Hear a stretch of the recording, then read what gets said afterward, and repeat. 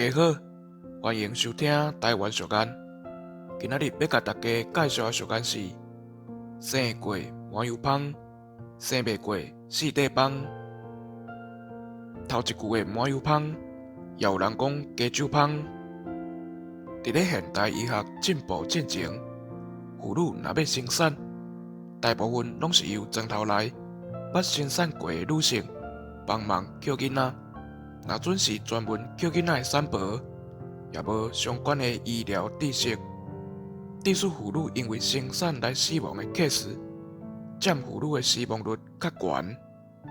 这句俗谚的意思是，若生产过程顺利，就会用个伫做月内时啉麻油鸡；假使生产的过程无顺利，就会用四块棒形容观察来比论有死亡的风险。